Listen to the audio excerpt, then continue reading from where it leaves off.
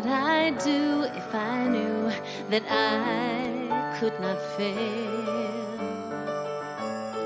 If I believed with the wind always fill up my sail? How far would I go? What could I achieve? Trusting the hero in me.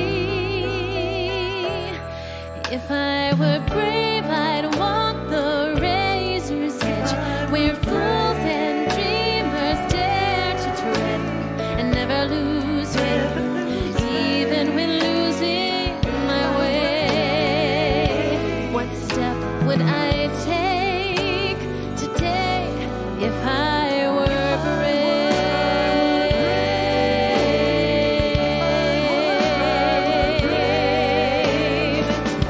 What would I do today if I were brave? What would I do today if I were brave?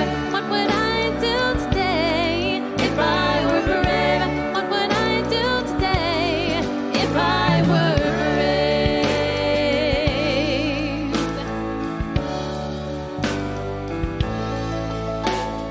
What if we're all meant to do what we secretly dream? What would we ask if we knew we could have anything? Like a mighty oak sleeps in the heart of a seed, are there miracles in you and me?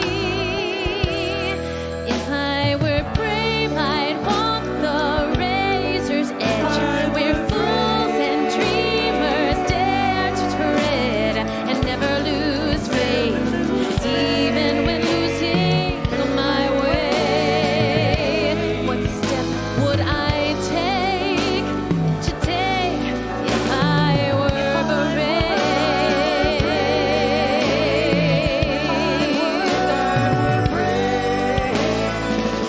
What would I do today if I were brave? What would I do today if I were brave? What would I do today if I were brave? What would I do today if I were brave?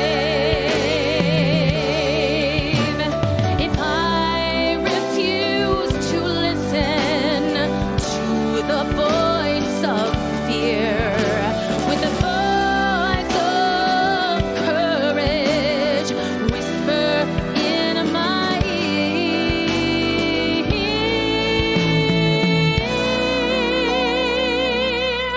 If I were brave, I'd walk the razor's edge, where fools and dreamers dare to tread, and never lose faith, even when losing my way.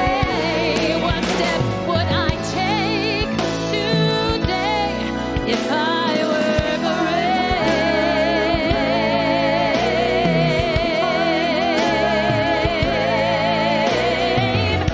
What would I do today if I were brave? What would I do today if I were brave? What would I do today if I were brave?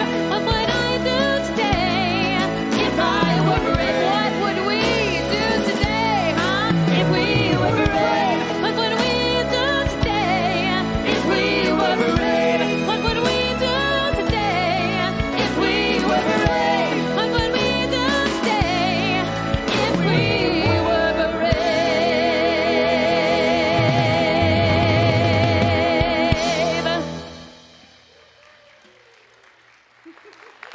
Lauren Sheely. Oh, wonderful. Thank you so much. Beautiful version of that song with your voice. Oh, perfect. And our wonderful band tonight, we've got Rob and Stu and Josh and Susan with us. We are blessed. And we've got you and you and you, all of you here with us too. And those of you watching online, welcome to Mile High Church, to our Wednesday night live service. And we've got a wonderful service planned. And I was thinking about Reverend Simon's talk today, and also this beautiful song, If I Were Brave. And I was remembering that when I was a young mother, wasn't that young, but my son was young, he would sometimes feel bombarded by life.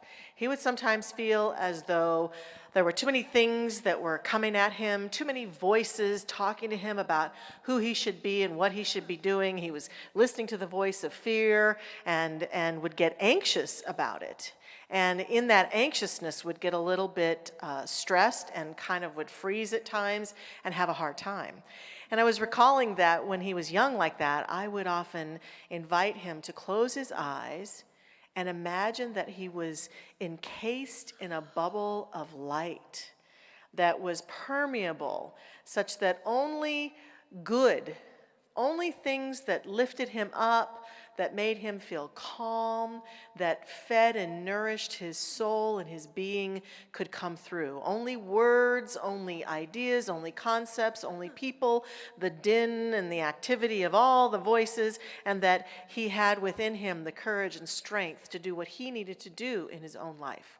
And as I offer that example for my son, I invite us to do that tonight as we step into this time together, whether you're here in this beautiful dome and you want to use the dome of Mile High Church to be your permeable energy of light, or whether you want to imagine that there's a light encasing you. Tonight, as we come together, and we are brave enough to do our spiritual work together, and we are attempting to find ourselves centered in all the bombardment of that which comes our way every day, from the collective consciousness to the news to people chatting at us and the things that we've got to do and all that, and just feel that beautiful energy of light encasing you, surrounding you as we step into this service this evening. And let the beautiful words and the beautiful music and Reverend Simon's message come through and touch your heart. And that's how we shall begin today. And so with that, we're going to turn it back over to Lauren and the wonderful band.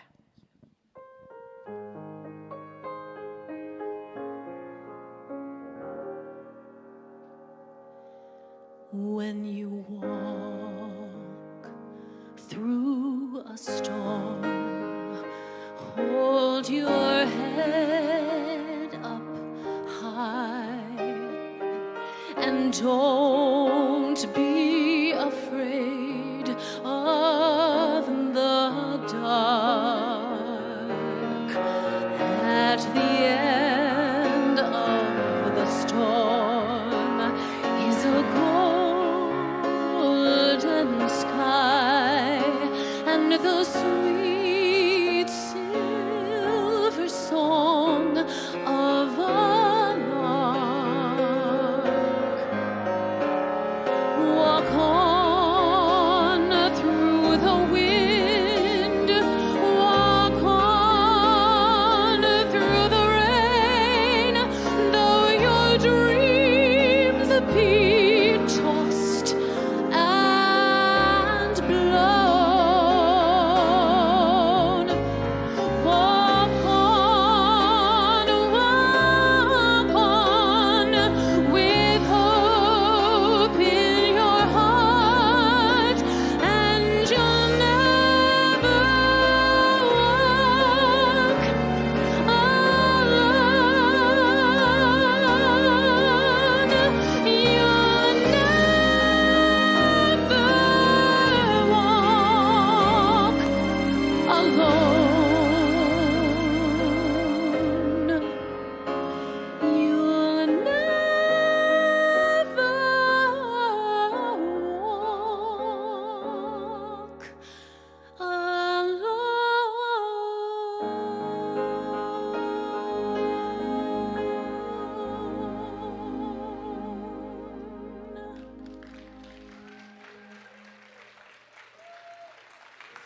Lauren Shealy, thank you. Susan, Josh, Stu, Rob, thank you so much. You'll Never Walk Alone. Ironically, that is the title of my talk tonight. How did that happen? There must be a God. All right. Let's not fall into that. So this is part 2 of a 3-part series based on the book The Alchemist by Paulo Coelho. If you have not read that book, highly recommend it. It's a great story, a narrative that is a metaphor for the spiritual journey in general.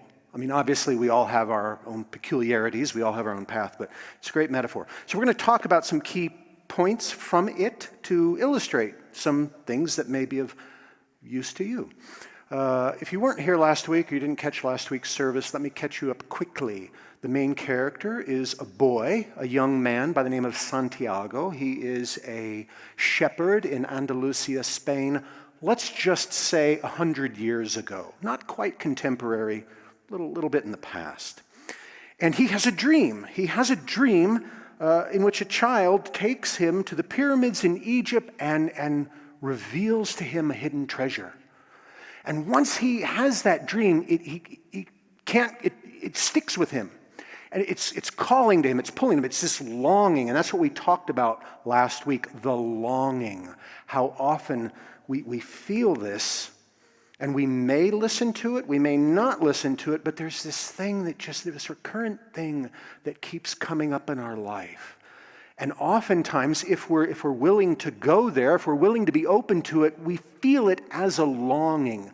Not that something's missing or we're bad or we're broken. I mean, those are the ways we can misinterpret it, but it calls to us. And we'll find out as we get deeper into the book that that's referred to as one's personal legend. So Santiago has this dream, and he gets advice that he should, in fact, go to the pyramids in Egypt to discover this treasure. But he questions this. He resists this. Like, come on, none of us have ever resisted a calling or no, I can't do that. I'm too old. I'm not old enough. I don't have enough money. I don't have enough time. Yes, not just me. You've been there. Okay, good. Whew, I was worried. But one day in a marketplace, he runs into this old man, this mysterious old man who identifies himself as Melchizedek, the king of Salem. And Santiago's like, what the heck? But this old man very quickly makes it very clear that he knows things. This is not just some old man. He knows things about Santiago. He reveals things to Santiago that Santiago's like, there's no way. I've not told anybody that. So very quickly, Santiago's on board. And Melchizedek teaches him about omens. He talks to them about when a person has a desire. The way it says it in the book is when a person really desires something, all of the universe conspires to help that person achieve that, which is referred in the book to one's personal legend, right? The universe conspires, but alas, we don't listen to the signs. We don't listen to the omens. That's stupid. I'm supposed to go to Egypt to find a treasure. That's dumb. I'm supposed to become a school teacher. No, that's too risky. I'll just stay in this. I'm supposed to write a book. No, I don't have the time. I wouldn't know what to do. I'm supposed to become a minister. No, who would listen to me? Blah, blah, blah. Right? So we don't listen, even though the universe is conspiring. But what Melchizedek is teaching Santiago is listen to the signs. Listen to the voice within. Look to the ways that life is trying to give you little signs, little hints, omens. So Santiago does. He takes a boat. He goes to Tangier in North Africa, has these adventures for about a year, some mishaps, but he's determined. He's on his path. He joins a caravan. Right? The caravan sets out across the desert, have to cross the desert to get to the pyramids in Egypt. Well, they stop at an oasis called Al-Fayoum. And they have to stop because there's bad news.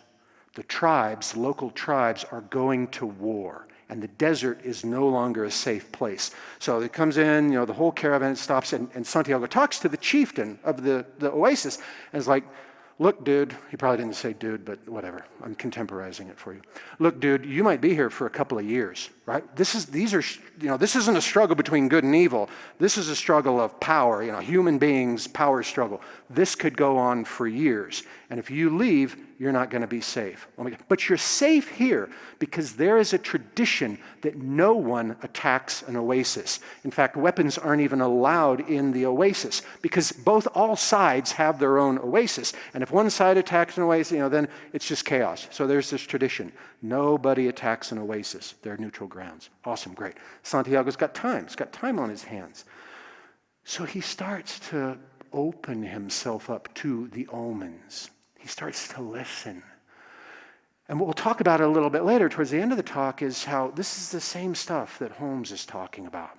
So what Santiago is learning about is connecting with the soul of the world. Same thing we teach here. We're all connected. We all come from one source. So Santiago is learning to read the signs. He's just being present, just being available, just being open. One day he sees two hawks flying in the sky, right? And he's just watching them. And he feels their flight, almost like he's flying with them. He's gotten into that place where he's removed himself from the ego mind and he's just with it. He's present. And suddenly one hawk dives and attacks the other. And in that moment, he has this vision of men attacking the oasis. Well, he's concerned, so he goes to tell the chieftain, and this is a big deal, because there's a tradition. Nobody attacks the oasis, but he says, look, I don't know. This is what I saw. I'm just trying to listen to the soul of the world. This is what I saw. You all do with it what you want. So they do. They make preparations. They, put the women and the children in one part of the oasis, and they allow the men of the oasis to take up arms. Normally they can't do it, and they wait. Next day, 500 men come in pretending to, oh yeah, we're here for the oasis. They go to attack the main hut. Boom, the men of the oasis surround them, kill them, bloody, messy. Yay, woo, okay, we won, woo. Now Santiago is like a counselor for them, right? They understand that, yes, this young man really is connected. And they're all people of the desert, so they understand this. They understand about signs and omens and being part of the natural world. Well, he goes to a well, kind of chilling out afterwards, and suddenly, like a clap of thunder, there is this man on a white horse. He's all dressed in black. No, it is not Johnny Cash, but he is all dressed in black. Got a black turban on, his face is covered, and he holds a scimitar at Santiago's forehead, drawing a single tip of blood, and he says, who dares to speak of the omens of hawks? And Santiago says, look, this is what I've been doing. This is my journey. I'm trying to learn about the soul of the world. This is what I saw. I don't know. Well, it turns out that this is the alchemist. And he's testing Santiago's courage, and Santiago passes. So the alchemist says, I too have been reading the omens. I knew you were coming, and it is part of my personal journey to escort you, to help you get across the desert. And that's where we'll leave our story for this week. But let's talk about inner and outer omens. So this is what Holmes says about this kind of thing. Oh, wait a minute. I did have something I wanted to read you. Go back. So part of what the alchemist is teaching him about omens is listening to the heart.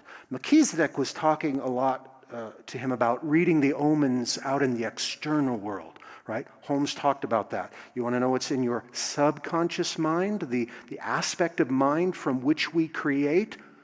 Look at your conditions. Look at your situations. They are a perfect mirror of that which you are creating and drawing forth into your life. We'll talk more about that in a minute. So the alchemist teaches him about going within and listening to the heart. Tells him that the heart is a portal that connects to the soul of the world. So Santiago, in his time with the alchemist, he begins to talk to his heart and listen to his heart. And he's like, okay, so if, soul of the world, you got a personal legend, you're supposed to follow it, you'll be happy. Then why isn't everybody happy? What's the deal? Why isn't my heart talking to me? What's going on? This sounds like it should be easy, right? Just like the stuff we teach here. Really pretty simple. Why isn't it easy? This is what his heart tells him. Everyone on earth has a treasure that awaits him or her. We, people's hearts, seldom say much about those treasures because people no longer want to go in search of them. We speak of them only to children. Later, we simply let life proceed in its own direction towards its own fate. But unfortunately, very few people follow the path laid out for them, the path to their personal legends and to happiness. Most people see the world as a threatening place, and because they do, the world turns out indeed to be a threatening place. So we, their hearts, speak more and more softly. We never stop speaking out, but we begin to hope that our words won't be heard. We don't want people to suffer because they don't follow their hearts, because that is what makes hearts suffer the most, and hearts do not like to suffer. So they stop speaking as loudly. When we don't listen, they stop speaking. Here's what Holmes has to say about listening to one's guidance.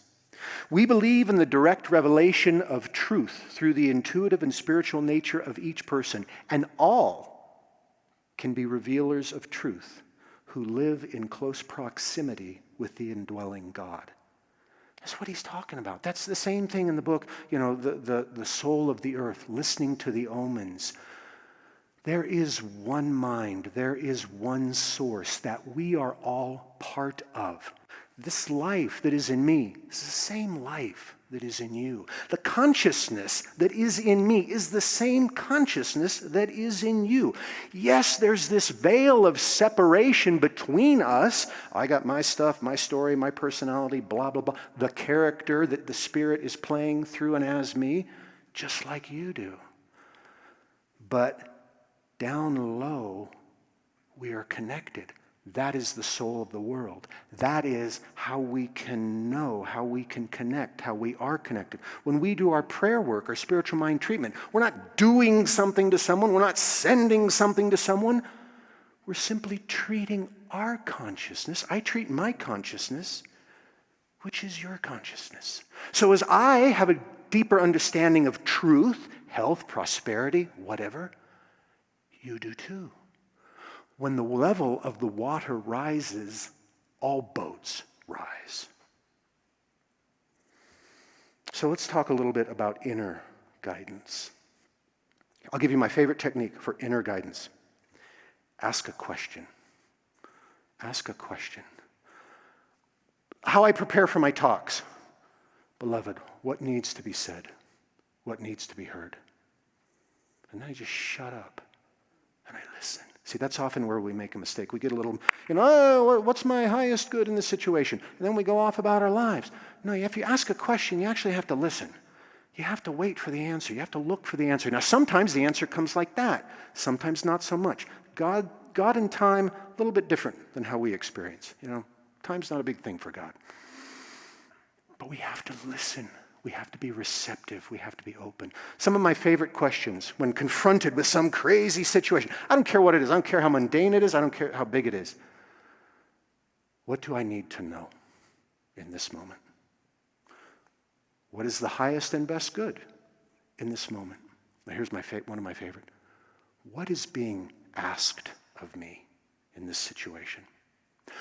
What am I being asked to become? What is the opportunity here?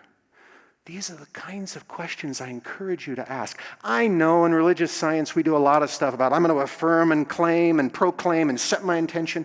That's good. That's fine. The reciprocal, the flip side of that is to ask. Am I asking far away great daddy sky god? No. I'm asking the one mind that I am an expression of, that I am connected of, that I am part of. All things, all possibilities, all potentialities already exist within the infinite mind of the divine. There is not a question, there is not a situation, there is not a condition that I can come up with that will stump God. That God, the divine spirit, the beloved, will go, wow, dude, that is, I don't know. I don't know what you should do either. Good luck. Have fun. No, doesn't happen. I would argue that it can't happen. So ask and then listen. Let's talk a little bit about outer guidance. Here's something that we teach. I don't know how clearly we teach it. I think we do a pretty good job. I mean, Holmes said, like I shared, you want to know what's in the subconscious mind. The subjective mind is the term Holmes used. That aspect of mind, it's not a separate mind, it's not a different mind, that aspect of mind from which we create. Okay, that's good enough. From which we create. You want to know what's in there?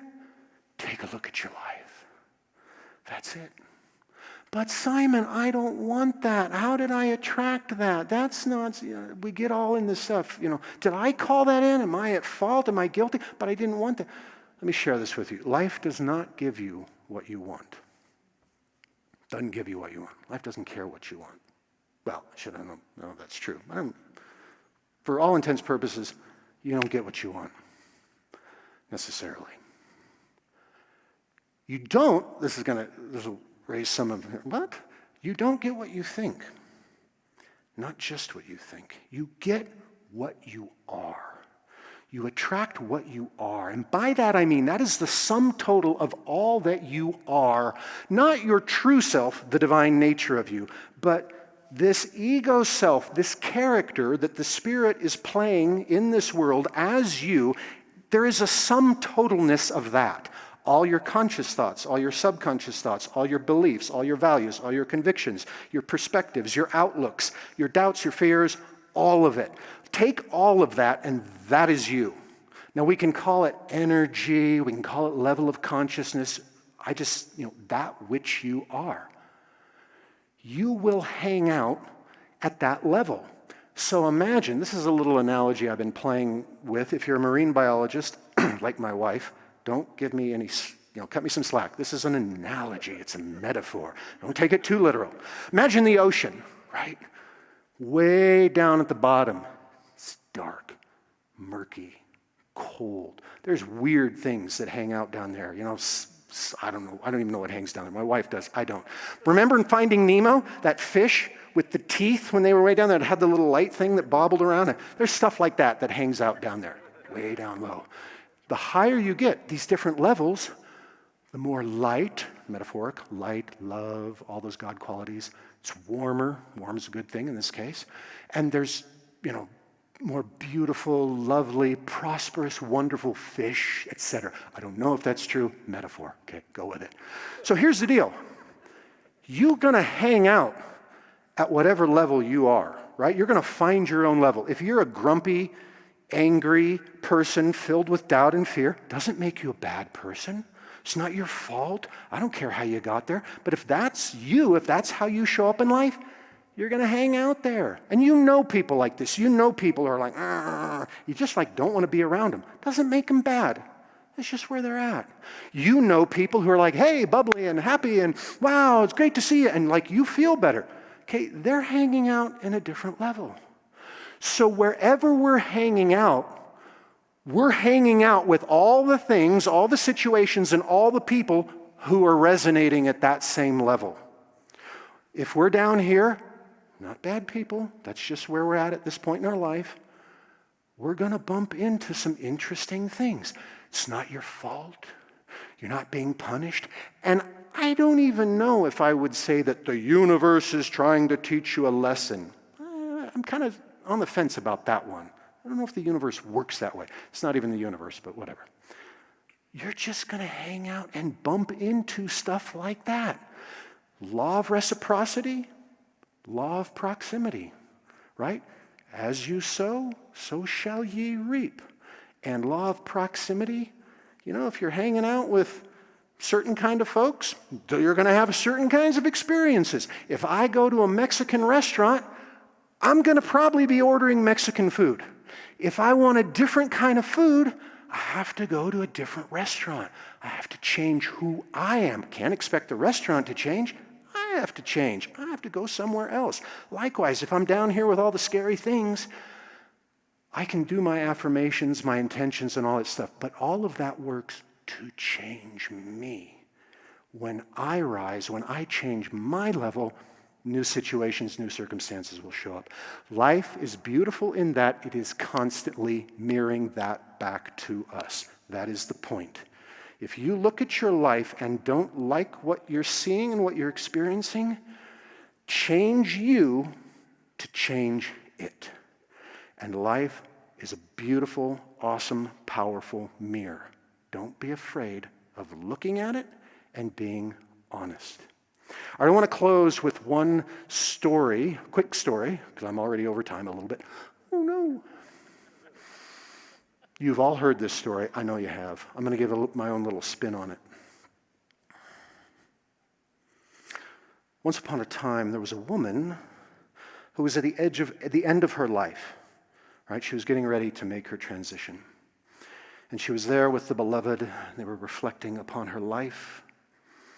It was like a beach in which she saw the footprints of the journey she had led through her life. And she noticed that for most of her life, there were two sets of footprints. Right? The beloved had walked with her. But then she also noticed that often there was only one set of footprints. And further, she noticed that these were some of the hardest, darkest, most challenging times of her life. And she said, I don't understand, beloved. Why? Why would you abandon me when I was going through these hard and difficult times? Why would you leave me to walk alone? And the beloved took her in the beloved's arms and said, my love, those times that were the hardest and most challenging for you, those times when you see only one set of footprints, it was then that I carried you. We never walk alone. So it is.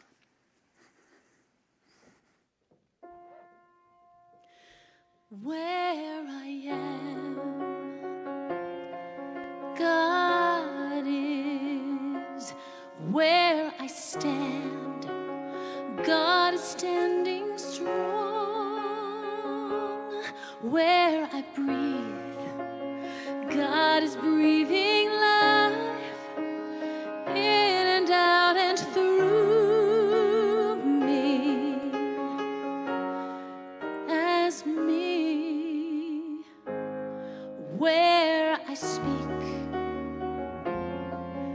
God is. Where I work, love is my career. And where I play, God is playing boldly in and out and through me as me. For where I doubt, God is the faith in me. Where I cry, God is the comfort there. Where I seek, God is the answer. Here and now, forever and ever and ever. Where I speak,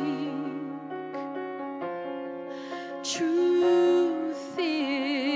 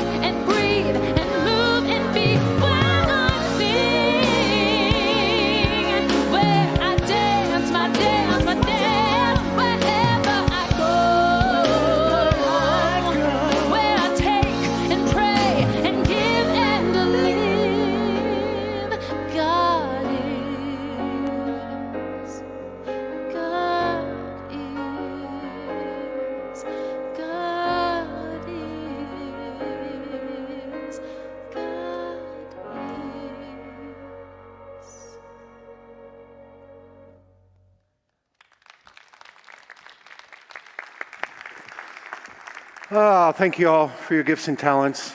You're amazing. Right where we are, God is. So this is the time when we have the opportunity to demonstrate the abundance that God is flowing through our lives right now. And I want to thank you personally for the ways in which you support this community. This has been a funky time this last year, etc. I don't need to tell you that. However you support this community, if it's with your dollars, awesome, thank you, great. For you all, it's being here. You all online, you're supporting this community right now. For those of you who volunteer, tell your friends about this community. Thank you so much for what we do. If you do have an opportunity to support us financially, we have a variety of ways which are being shown on screen. You can mail a check. You can go to our website. There's a little button that says give or donate or something like that. You can click on that. You can text. We want to make it as easy as possible. And however you support us, thank you. So with that idea of support, being there for each other, community, abundance, I invite you, if it's comfortable for you, simply place your hands over your heart. Close your eyes if you want. You don't have to. Nothing's going to happen. Just take a deep breath. And just for a moment, focus on abundance. We cannot outgive God. We can never love too much. We can never forgive too much. We can never be available too much, present too much.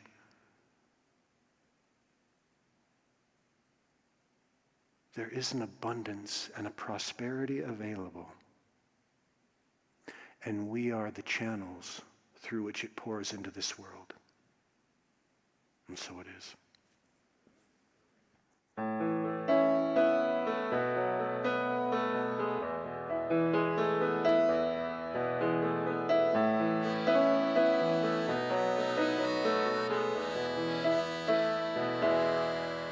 When you find yourself in some far off place and it causes you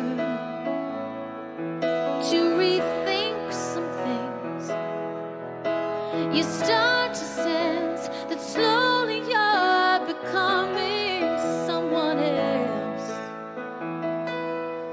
And then you find yourself, when you make new friends in a brand new town, and you start to think about settling down, the things that would have been lost on you are now clear as a bell. And then you find yourself, yeah, that's when you find yourself.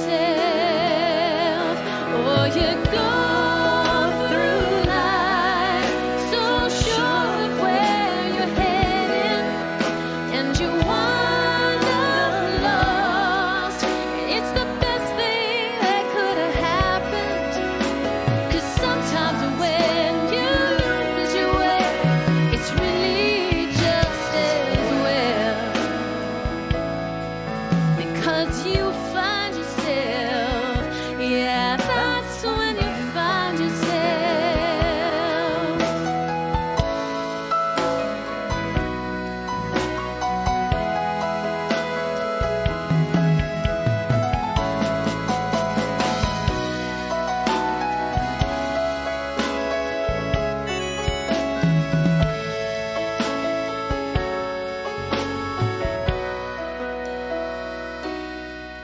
When you meet the one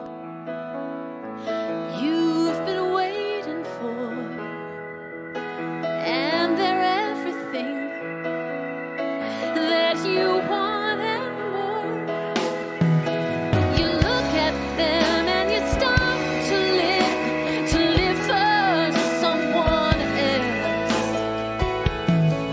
And then you find yourself, yeah, that's when you find yourself. Oh, we go through life so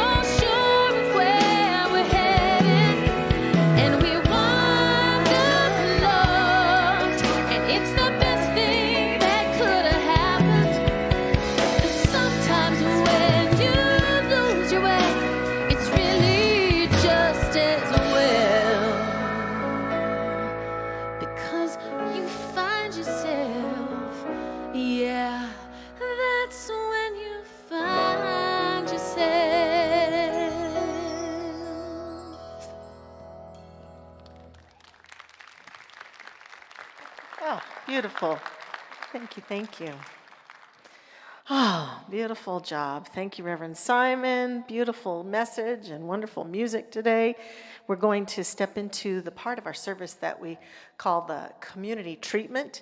And so treatment is our form of prayer, and I'm going to lead us in that prayer. But you'll notice that there'll be different times in the service in the prayer, when I will leave a space for anyone who wants to speak a name of someone who might need or want that quality.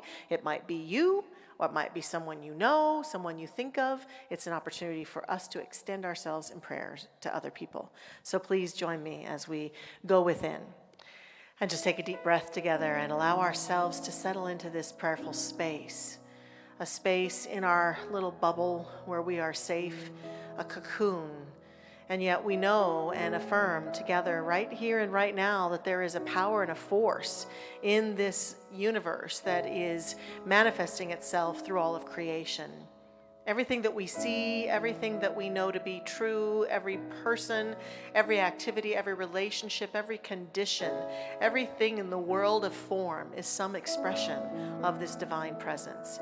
In science, we might call it energy that is forming and fashioning itself at different levels so that it manifests as more solid or more invisible. And in the realm of our teaching, we see that as God, as the presence, as the infinite intelligence permeating all of creation.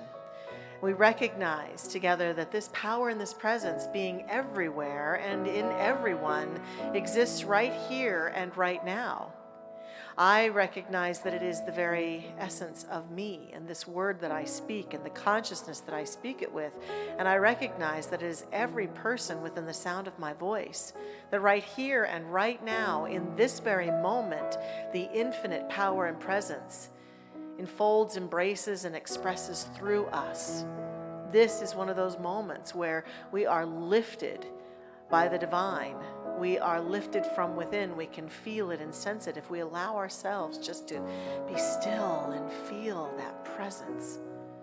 That presence is ever creating and ever manifesting through us, and therefore every thought and every intention that we send forth contributes to creating the outcome of our living. And so in this moment of oneness, I invite us to use the creative source and force that is our birthright to pray together for ourselves and the beloveds whom we share this life. And so we affirm truth and love and wholeness abounds, and we stand together as a witness for health and wholeness. These beautiful qualities bringing forth healing and well-being and that healing energy of life. And we allow to come to mind anyone whom we know could use healing and who we might affirm that wonderful sense of health and well-being for. And we just speak their name quietly into this space, in the space we're in right here and right now.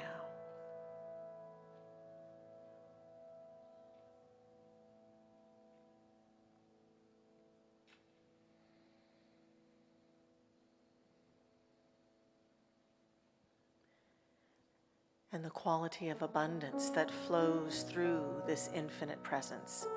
This source, this force, always available, always expressing, always creative ideas and resources and financial awareness and all of the good that we could ever desire. And so we recognize here and now, God is abundance, and abundance is flowing freely and effortlessly. And therefore we allow to come to mind anyone for whom we affirm a greater sense of abundance in their living.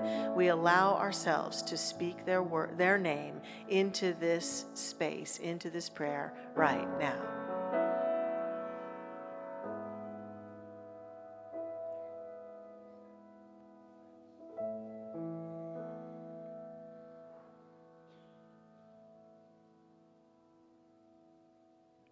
And love. Every faith tradition seems to articulate in some way, shape, or form that God is love.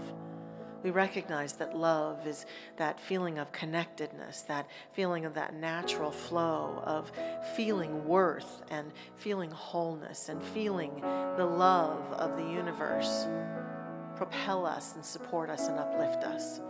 So for anyone whom we know might need to experience a greater degree of love this day, we speak their name now into this space.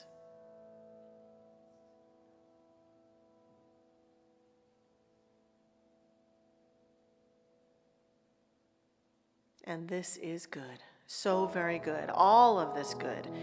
And allowing ourselves to expand beyond these qualities, just bringing to mind anyone for whom we choose to send a prayer of love and light, to know that the infinite presence that God is right where they are. We just see their face come into our mind's awareness, and we give thanks. We give thanks this evening for the opportunity to be able to pray and extend ourselves in loving kindness, in loving awareness, in partnership, in co-creative energy with those whom we share this life.